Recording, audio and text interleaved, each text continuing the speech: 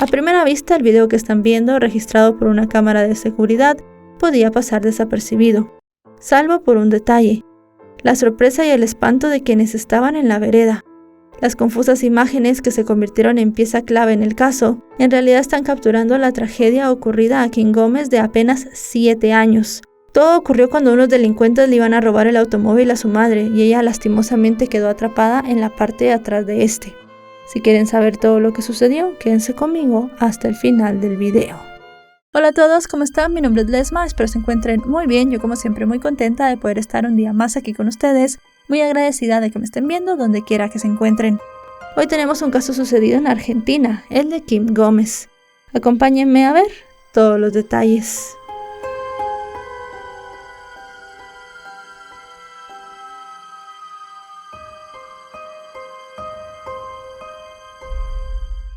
Kim Gómez nació el 28 de abril del año 2016 en La Plata, Argentina, y fue la segunda hija de Marcos Gómez y Florencia Barbosa, quienes unos años antes habían tenido un hijo de nombre Ciro.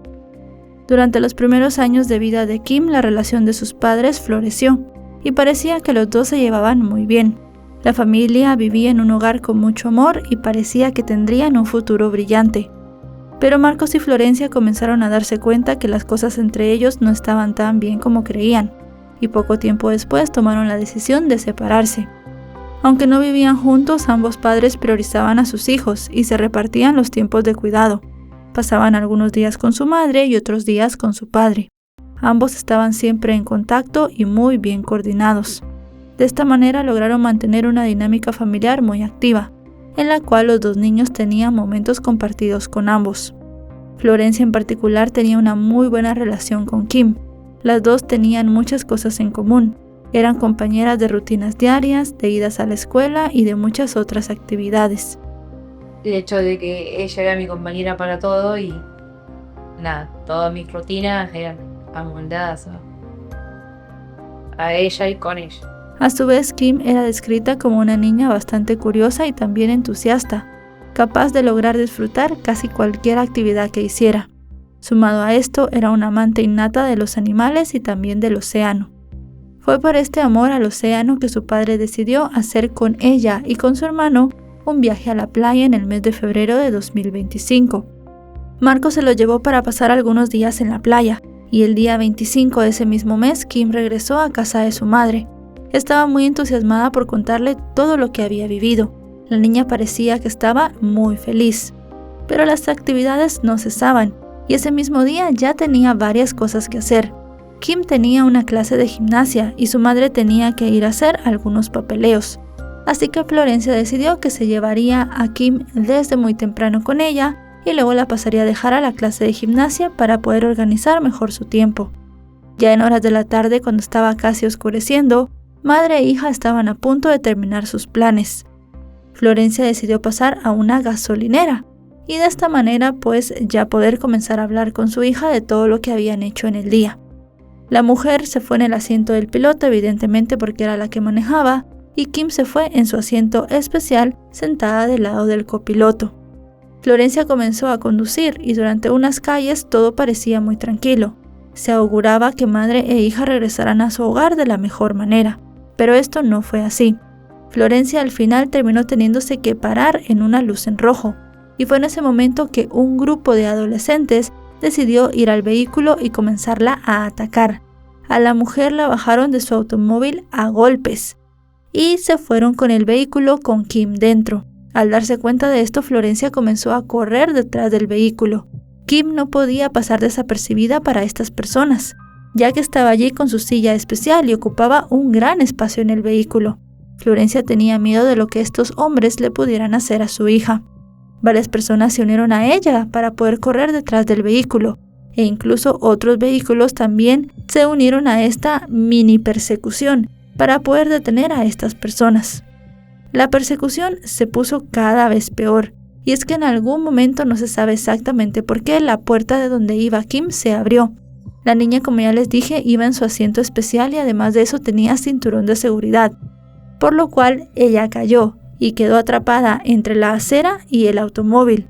El cinturón de seguridad la mantuvo atada al vehículo y fue al final lo que terminó provocando la tragedia.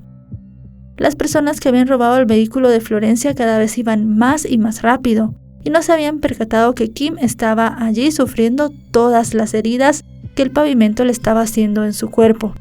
Al final de cuentas, ellos terminaron perdiendo el control del vehículo y se empotraron en contra de un árbol. Fue en ese momento que decidieron huir.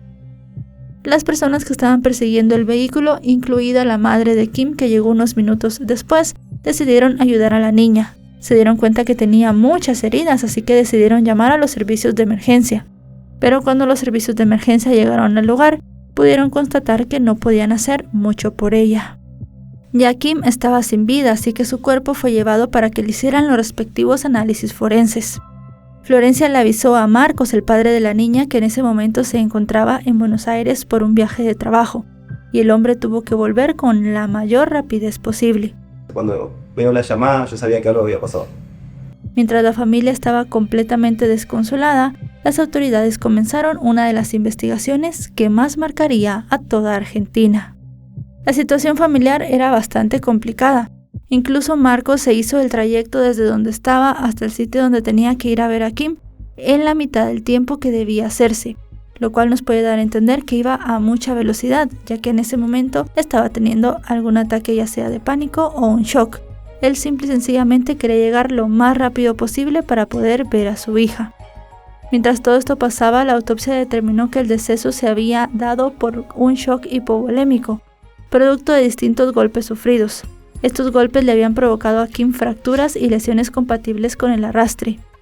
El padre de la niña estaba muy alterado y dijo que se estaba moviendo en ese momento por la ira y el dolor.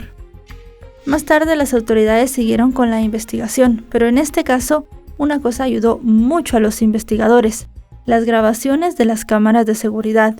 En una de las grabaciones se ve el automóvil segundos después del robo y detrás a la madre de Kim corriendo desesperada.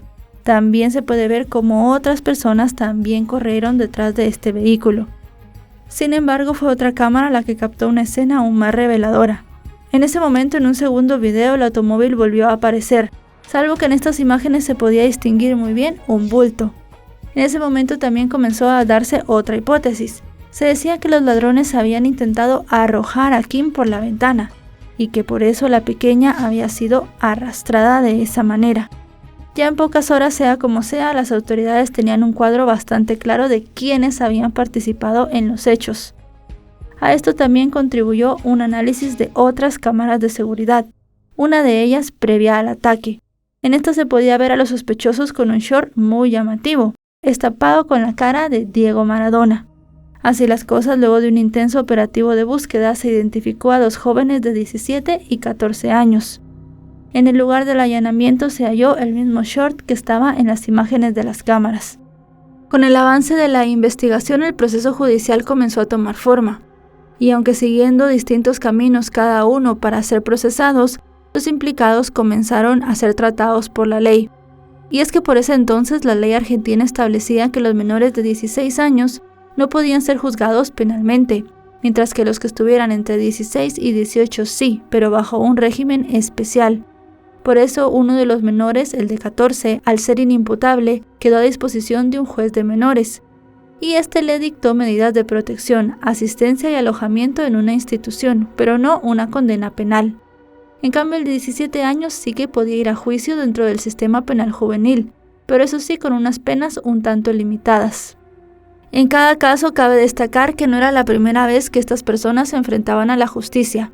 En el caso del chico de 17 años había sido detenido ese mismo mes junto a otros 3 menores por el robo de un vehículo en la misma ciudad donde había pasado el hecho de Kim. Se trataba de un robo hecho con un modus operandi muy parecido al que querían hacerle a Florencia.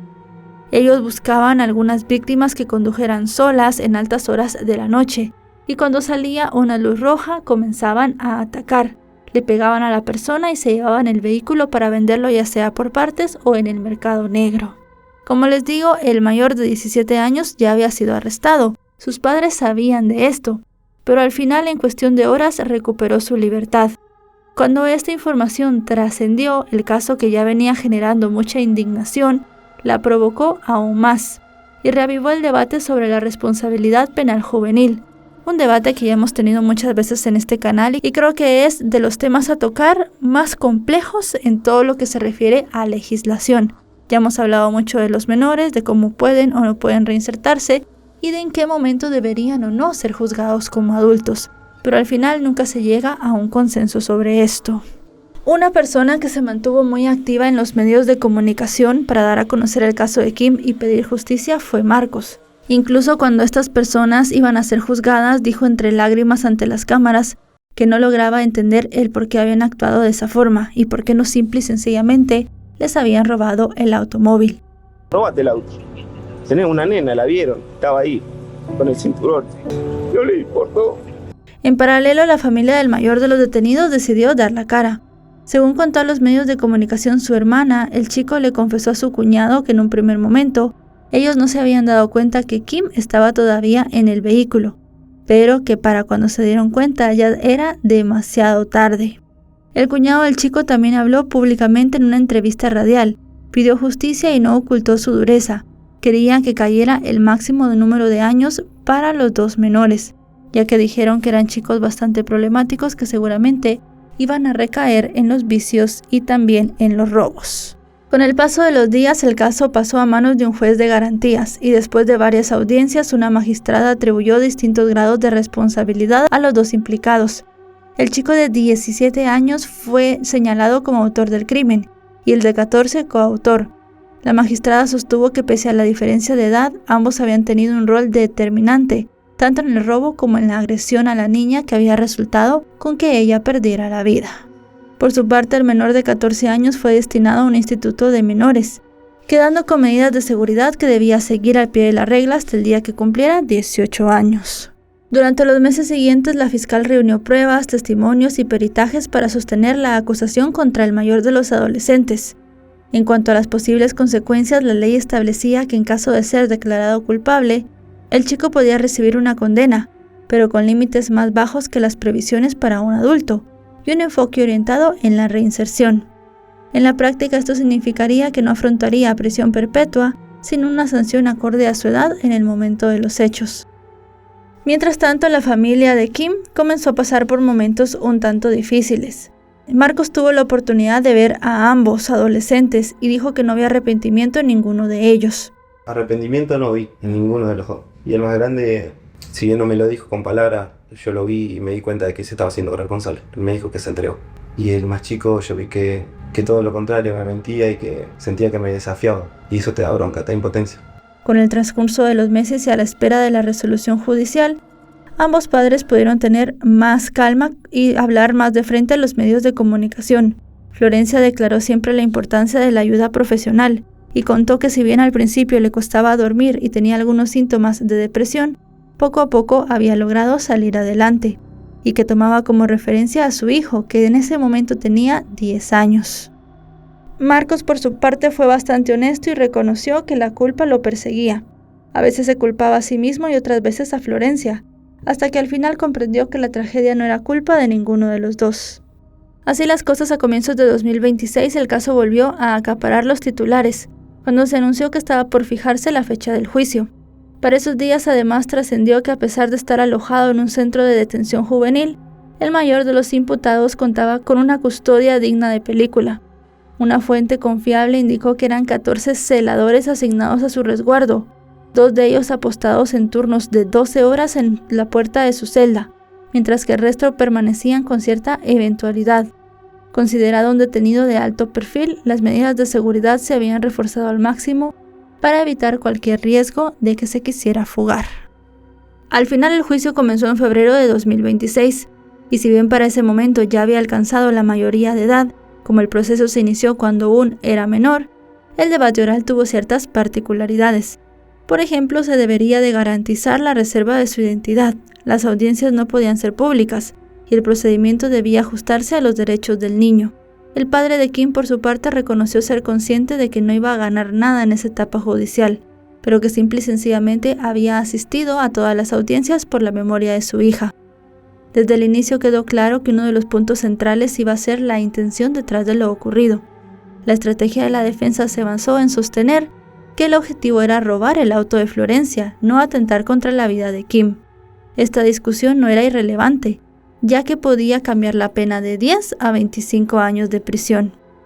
En cualquier caso, más allá de las implicaciones legales, el juicio también estuvo atravesado por el dolor.